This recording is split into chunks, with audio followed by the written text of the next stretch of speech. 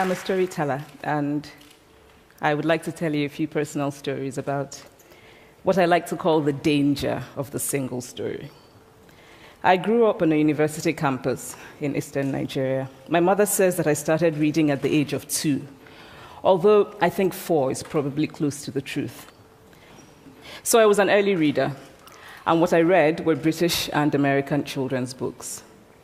I was also an early writer.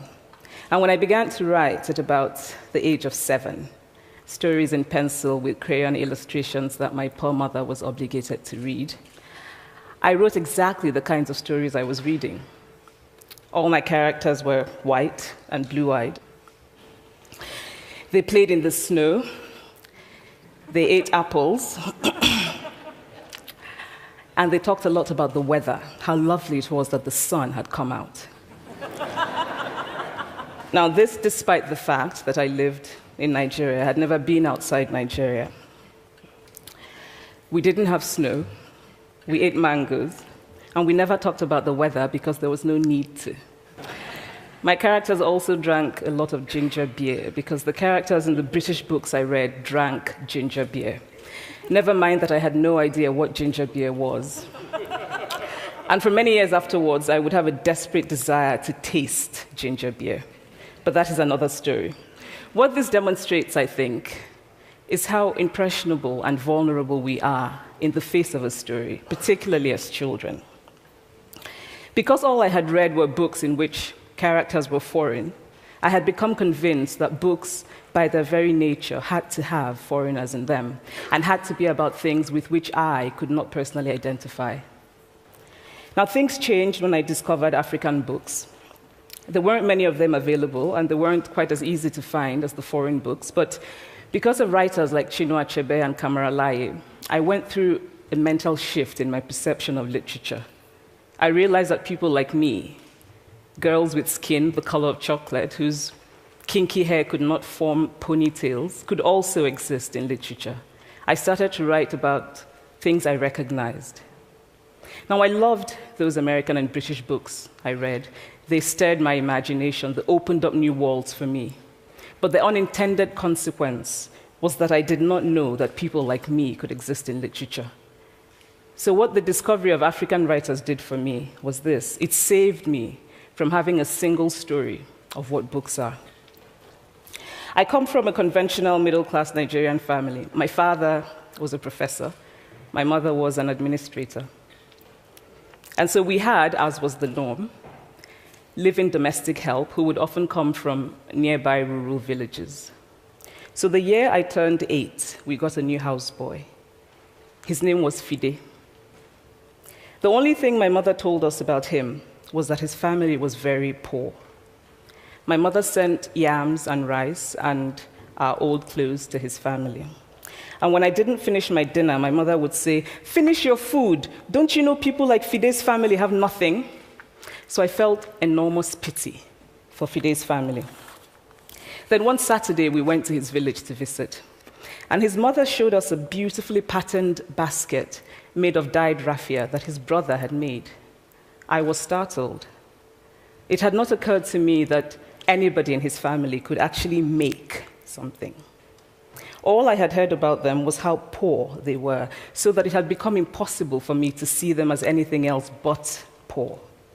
Their poverty was my single story of them. Years later, I thought about this when I left Nigeria to go to university in the United States. I was 19. My American roommate was shocked by me. She asked where I had learned to speak English so well and was confused when I said that Nigeria happened to have English as its official language. She asked if she could listen to what she called my tribal music, and was consequently very disappointed when I produced my tape of Mariah Carey. She assumed that I did not know how to use a stove. What struck me was this. She had felt sorry for me even before she saw me. Her default position toward me, as an African, was a kind of patronizing, well-meaning pity. My roommate had a single story of Africa, a single story of catastrophe.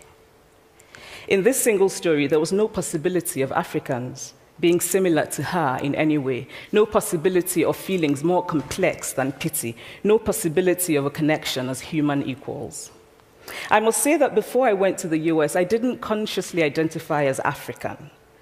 But in the US, whenever Africa came up, people turned to me, never mind that I knew nothing about places like Namibia. But I did come to embrace this new identity, and in many ways, I think of myself now as African, although I still get quite irritable when Africa is referred to as a country, the most recent example being my otherwise wonderful flight from Lagos 2 days ago, in which there was an announcement on the Virgin flight about their charity walk in India, Africa, and other countries. So after I had spent some years in the US as an African, I began to understand my roommate's response to me. If I had not grown up in Nigeria, and if all I knew about Africa were from popular images, I too would think that Africa was a place of beautiful landscapes, beautiful animals, and incomprehensible people fighting senseless wars, dying of poverty and AIDS, unable to speak for themselves, and waiting to be saved by a kind white foreigner. I would see Africans in the same way that I, as a child, had seen Fide's family. This single story of Africa ultimately comes, I think, from Western literature. Now, here's a quote from the writing of a London merchant called John Locke, who sailed to West Africa in 1561 and kept a fascinating account of his voyage. After referring to the black Africans as beasts who have no houses, he writes, "They are also people without heads, having their mouths and eyes in their breasts." Now, I've laughed every time I've read this, and one must admire the imagination of John Locke. But what is important about his writing is that it represents the beginning of a tradition of telling African stories in the West, a tradition of sub-Saharan Africa as a place of negatives, of difference, of darkness, of people who, in the words of the wonderful poet Rudyard Kipling, are half devil, half child.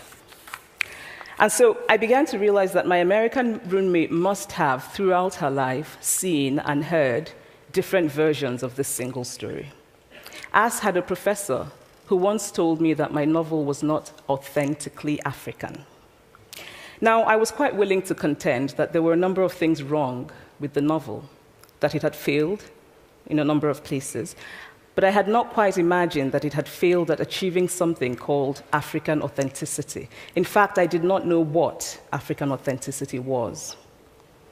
The professor told me that my characters were too much like him, an educated and middle-class man. My characters drove cars. They were not starving. Therefore, they were not authentically African. But I must quickly add that I, too, am just as guilty on the question of the single story. A few years ago, I visited Mexico from the US. The political climate in the US at the time was tense, and there were debates going on about immigration. And, as often happens in America, immigration became synonymous with Mexicans. There were endless stories of Mexicans as people who were fleecing the healthcare system, sneaking across the border, being arrested at the border, that sort of thing. I remember walking around on my first day in Guadalajara, watching the people going to work, rolling up tortillas in the marketplace, smoking, laughing. I remember first feeling slight surprise, and then I was overwhelmed with shame. I realized that I had been so immersed in the media coverage of Mexicans that they had become one thing in my mind, the abject immigrant. I had bought into the single story of Mexicans, and I could not have been more ashamed of myself. So that is how to create a single story. Show a people as one thing, as only one thing, over and over again, and that is what they become.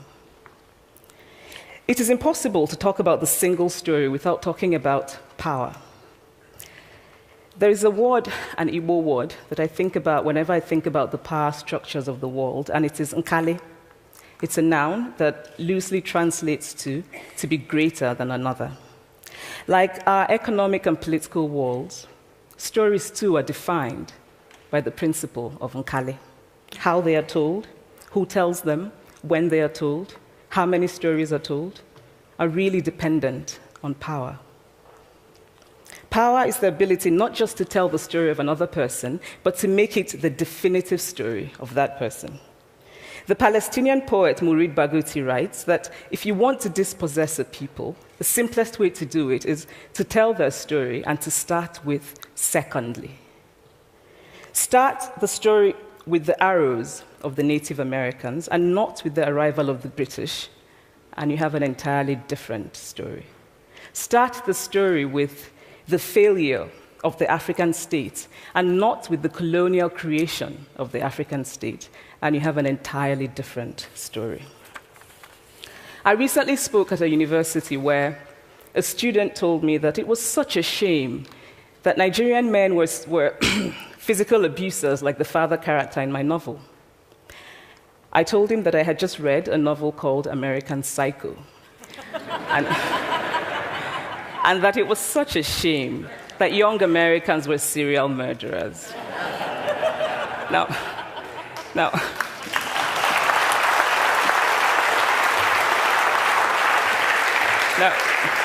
obviously, I said this in a fit of mild irritation, but it would never have occurred to me to think that just because I had read a novel in which a character was a serial killer, that he was somehow representative of all Americans.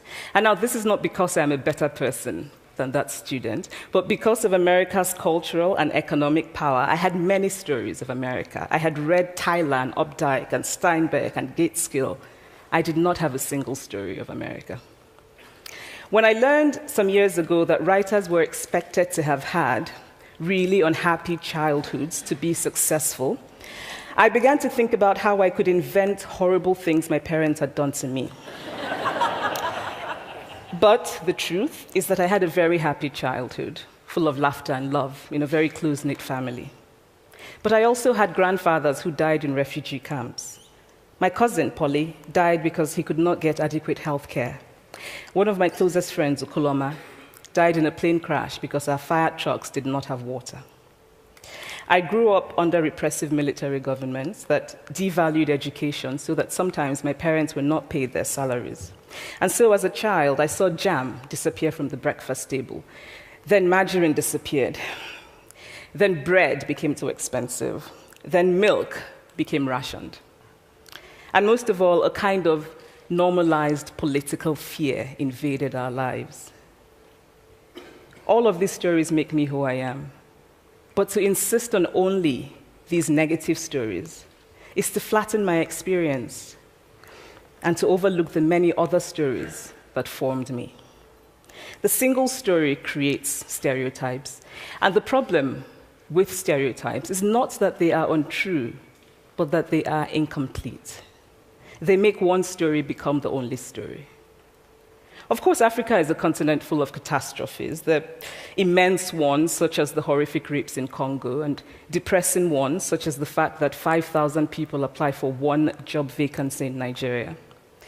But there are other stories that are not about catastrophe, and it is very important, it is just as important to talk about them. I've always felt that it is impossible to engage properly with a place or a person without engaging with all of the stories of that place and that person. The consequence of the single story is this: it robs people of dignity. It makes our recognition of our equal humanity difficult. It emphasizes how we are different rather than how we are similar. So what if before my Mexican trip, I had followed the immigration debate from both sides, the US and the Mexican?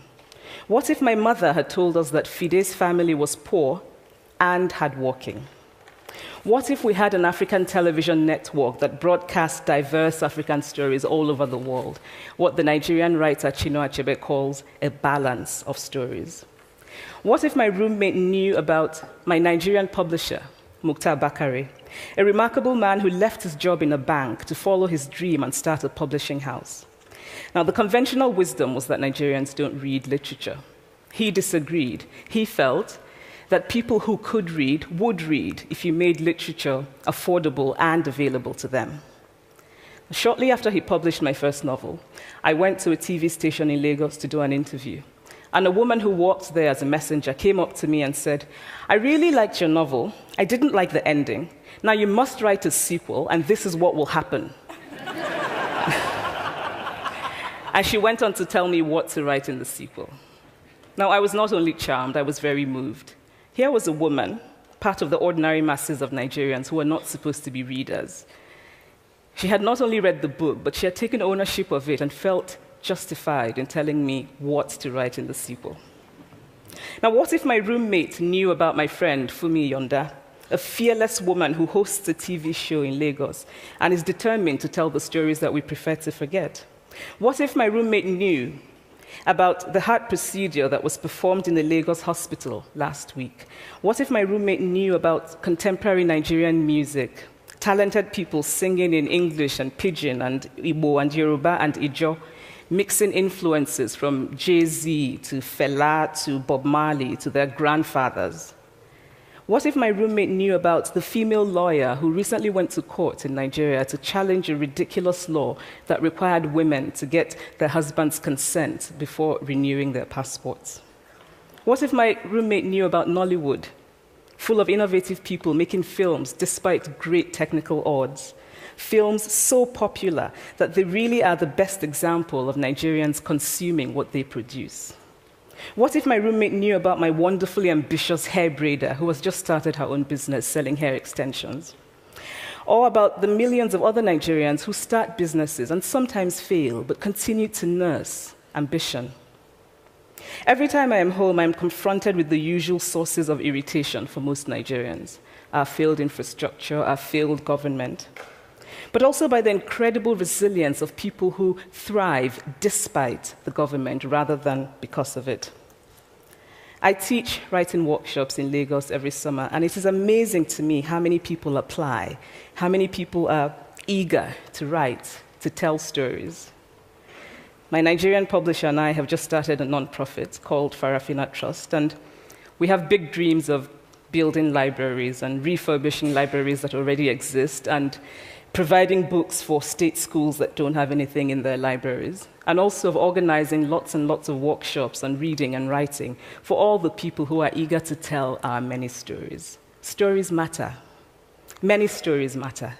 Stories have been used to dispossess and to malign, but stories can also be used to empower and to humanize. Stories can break the dignity of a people, but stories can also repair that broken dignity. The American writer Alice Walker wrote this about her southern relatives who had moved to the north, and she introduced them to a book about the southern life that they had left behind. They sat around reading the book themselves, listening to me read the book, and the kind of paradise was regained. I would like to end with this thought, that when we reject the single story, when we realize that there is never a single story about any place, we regain a kind of paradise. Thank you.